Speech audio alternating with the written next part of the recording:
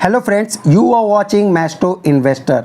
Friends, आज मैं आपको IDFC म्यूचुअल फंड हाउस ने एक म्यूचुअल फंड लेकर आया है जिसका नाम है IDFC निफ्टी 100 लो वॉलेटिलिटी इंडेक्स फंड। तो इसके बारे में हम समझेंगे कि ये फंड किसके लिए सूटेबल है और क्या ऑब्जेक्ट होगा आपका अगर इसमें इन्वेस्टमेंट करना चाहते हैं। NFO का मतलब होता है न्यू फंड ऑफरिंग। जैसे कि स्टॉक मार्केट में IPO आता है, इनिशियल पब्लिक ऑफरिंग, वैसे ही आपको म्यूचुअल फंड में NFO आता है। यानी कि ये 10 रुपये से स्टार्ट होगा इसका NAV। तो यहाँ पर हम समझेंगे कि किस तरह के इन्वेस्टर इन्वेस्ट कर सकते हैं। अभी तक अगर हमारे चैनल को सब्सक्राइब नहीं किया तो सब्सक्राइब कर ले और मैस्ट्रो इन्वेस्टर फैमिली का हिस्सा बने। यहाँ पर हम आपको नीट एंड क्लीन जानकारी देते हैं about stock and mutual fund. Continue investment करना भी बहुत ज़रूरी होता है, इसलिए SIP बहुत अच्छा होता है आपके इन्वेस्टमेंट के लिए। तो आज हम समझेंगे कि ये फंड में इन्वेस्टमेंट करना क्या सही होगा और रिटर्न का भी कंपेयर करेंगे कि अगर हम निफ्टी 50 में या निफ्टी 100 में इन्वेस्टमेंट करें और लो वॉलेटिलिटी 30 इंडेक्स में इन्वेस्टमेंट करें तो दोनों में डिफरेंसेस क्या होगा। Each and everything will be clear in this video. तो लास्ट तक वीडियो को देखिए और हमारे साथ बने रहिए और समझने की कोशिश कीजिए, because your saving is most important. Capital को आपको सेव करते हुए लॉन्ग टर्म में अगर रिटर्न बनाना है तो आपको क्या ज़रूरत है, आपको नॉलेज की ज़रूरत है। तो हम आज वही आपको दें। तो चलें और शुरू करते हैं एक अच्छा सा कंपेयरिंग। फ्रेंड्स, आपको पता होगा निफ्टी 50 एक इंडेक्स है। निफ्टी 50 में 50 स्टॉक है। ऐसे ही निफ्टी 100 स्टॉक आते हैं। तो उसमें से टॉप 30 जो जिसका बीटा लो होगा, यानी कि जिसमें वॉलेटिलिटी प्राइस में उसमें अप एंड डाउन कम देखने को मिलेगा, उसी में ये फंड ट्रैक करके सेम वेटेज में इन्वेस्टमेंट करने का पॉइंट ऑफ जो इन्वेस्टमेंट है वो लेकर आए हैं आपके सामने। यानी कि आप ऐसे 100 में से अगर 30 जो लो वॉलेटाइल स्टॉक है वो सिलेक्ट करेंगे तो वहाँ पर आपको इस फंड में वो कंपनीज के स्टॉक दिखेंगे।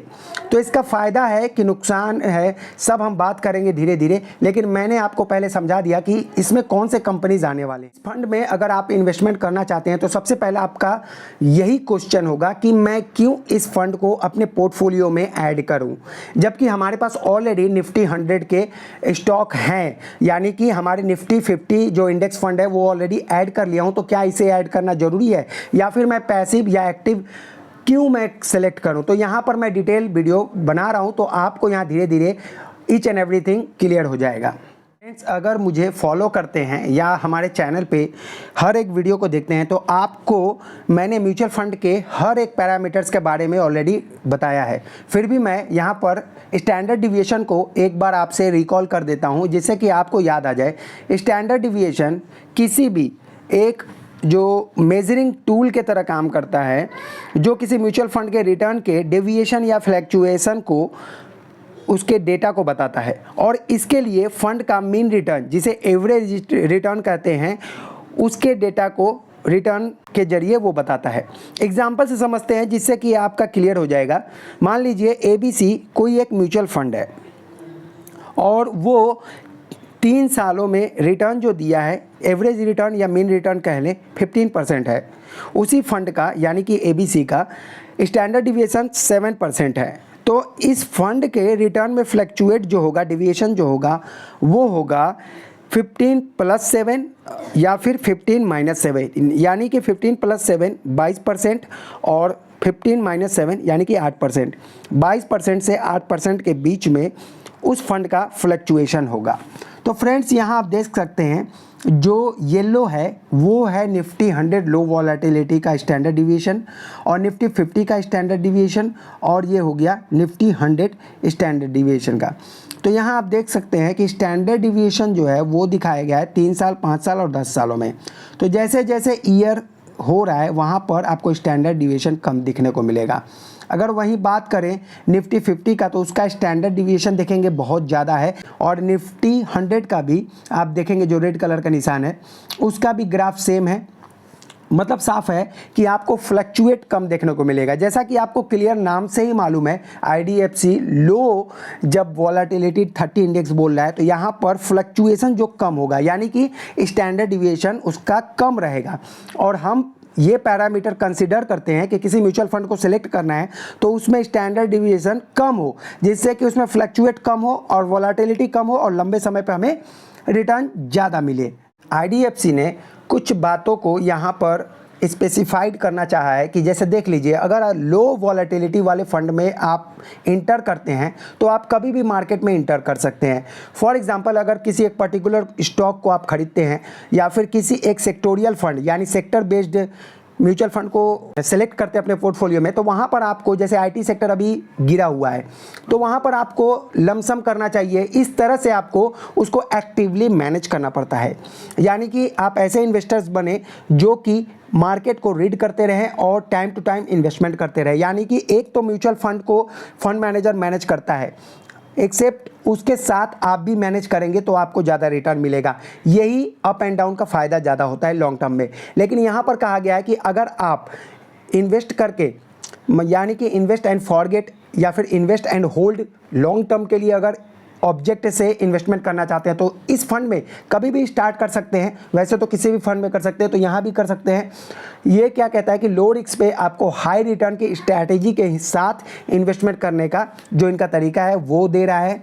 तो यहाँ पर आप सिंपल सा समझ सकते हैं कि आप ऐसे इन्वेस्टर हैं जो कि ज़्यादा रिस्क नहीं लेना चाहते हैं। एक्चुअली इक्विटी मार्केट में रिस्क है, लेकिन आप चाहते हैं कि जो मार्केट का रिस्क है उससे मैं कम रिस्क लेकर भी इक्विटी में इन्वेस्टमेंट करूं, तो ये फंड वो चीज़ करना चाहता है जो आप चाहते हैं, यानी कि कम रिस्क पे आपको इक्विटी दिलाएगा ये। यानी मार्केट अगर 2% ब्रेक डाउन होता है तो यहाँ पर आपको वो कम से कम यानी 1%, 1.5% आपको आपका फंड गिरता हुआ दिखेगा। लेकिन ये भी हो सकता है कि जब आपका निफ्टी 100 आउट परफॉर्म करे, यानी कि 3%, 4% किसी दिन चढ़ता है तो ये 2% ही चढ़े, क्योंकि जो स्टैंडर्ड डिविएशन है वो ज़्यादा फ्लक्चुएट होता है तो रिटर्न भी ज़्यादा देता है। लेकिन एक सेफ एंड सेफर साइड अगर आप सोचते हैं कि इन्वेस्टमेंट करना है एसआईपी के जरिए, तो ये फंड आपके लिए है। मेरे कहने का मतलब साफ है कि आपको रिस्क कंसिडर करते हुए अपने कैरेक्टर के हिसाब से इन्वेस्टमेंट करना है, क्योंकि रिस्क एबिलिटी एक बहुत बड़ा चैप्टर है जिसे कि आप अपने आप समझ सकते हैं, ये कोई आपको समझा नहीं सकता। लॉन्ग टर्म के लिए आए हैं तो आप रिस्क ज़्यादा ले सकते हैं, शॉर्ट टर्म के लिए हैं या फिर 5 ईयर्स 7 ईयर्स के लिए हैं तो इस तरह के फंड को कंसीडर कर सकते हैं। फंड का ऑब्जेक्ट आप आसानी से इन्वेस्टमेंट ऑब्जेक्ट यहाँ देख सकते हैं। एक तो ये ओपन एंडेड स्कीम है, यानी कि आप कभी भी इन्वेस्टमेंट कर सकते हैं, एनएफओ के समय भी, एनएफओ के बाद भी। वैसे ये एनएफओ 29 सितंबर को क्लोज्ड हो जाएगा और 15 सितंबर को ओपन हो चुका है। तो अगर आप इन्वेस्टमेंट करना चाहते हैं तो कभी भी स्टार्ट कर सकते हैं बिफोर 29 सितंबर। निफ्टी 100 जो है वो निफ्टी 100 में से 30 जो ऐसे कंपनीज के स्टॉक लेगा जो कि सबसे कम वॉलेटिलिटी है और उसमें वॉलेटाइल कम होने के कारण वो वेटेज भी सेम देगा, यानी कि निफ्टी 100 में जो वेट उन कंपनीज का है वही सेम वेट के साथ ये ट्रैक करेगा। और इसका जो बेंचमार्क है वो निफ्टी 100 लो वॉलेटिलिटी 30 TRI होगा। मिनिमम जो इन्वेस्टमेंट है during fund new fund offer, तो 5,000 का इन्वेस्टमेंट कर सकते हैं आप। एसआईपी के जरिए आप मिनिमम 100 रुपीज़ की एसआईपी कर सकते हैं। एसटीपी जो होता है सिस्टमेटिक ट्रांसफ़र प्लान, वो भी आप 100 कर सकते हैं।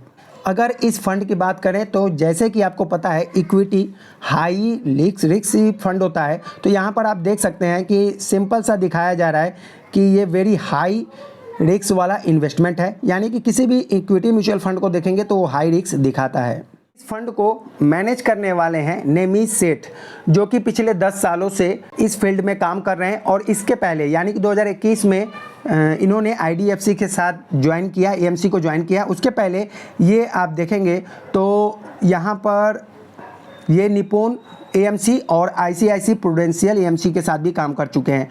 प्रेजेंटली ये मैनेज करते हैं वो है Nifty IDFC Nifty 50 index fund, IDFC Nifty 100 index fund, IDFC Nifty 200 momentum 30 index fund, IDFC and S&P BSc Sensex ETF and IDFC Nifty 50 ETF. तो फ्रेंड्स इनका भी हम देख लेते हैं, कंपेयर कर लेते हैं। चूँकि ये सब इंडेक्स फंड है तो यहाँ पर ज़्यादा आपको अप एंड डाउन नहीं देखने को मिलेगा, यानी कि ये इंडेक्स को ही रेप्लिकेट करते हैं, तो यहाँ पर आपको ज़्यादा अप एंड डाउन देखने को नहीं मिलेगा। एक सेफ एंड सेफर साइड वाला इन्वेस्टमेंट होगा। फ्रेंड्स, इंडेक्स फंड का जो एक्सपेंस रेशियो होता है, एक्सपेंस रेशियो मीन्स कि जो फंड को मैनेज करने के लिए चार्जेस काटे जाते हैं आपके इन्वेस्टमेंट से, वो कंपैरेटिवली जो आपके पास दूसरे फंड्स होंगे जो कि एक्टिवली मैनेज फंड होंगे उनसे कम होता है। यानी कि 0.1% का यहाँ पर आपको एक्सपेंस रेशियो देखने को मिल सकता है। तो ये बात क्लियर है कि यहाँ पर लॉन्ग टर्म के लिए जब हम बनते हैं, इन्वेस्टमेंट करते हैं, तो हमारा जो एक्सपेंस रेशियो वो कंपैरेटिवली दूसरे फंड से हमारा कम देखने को मिलता है। आपने अगर इंडेक्स फंड में इन्वेस्टमेंट नहीं किया है तो आपको कम से कम एक फंड, इंडेक्स फंड आपको अपने पोर्टफोलियो में ऐड करना चाहिए अकॉर्डिंग टू मी। आपकी क्या राय है? अगर कोई भी doubts regarding this mutual fund NFO आपको अगर लगता है कि कुछ स्किप हो गया या कुछ मेरे से छूट गया, तो डेफिनेटली आप मुझे मैसेज कर सकते हैं, कमेंट्स कर सकते हैं, मैं वहां आपको जवाब दूंगा। ऐसे ही वीडियो देखने के लिए हमारे चैनल को सब्सक्राइब कर लें और वीडियो अच्छा लगा हो तो डेफिनेटली लाइक करके हमें मोटिवेट कर सकते हैं। Thank you so much for watching. मिलते हैं अनदर NFO के साथ, तब तक के लिए टाटा bye bye and keep investing.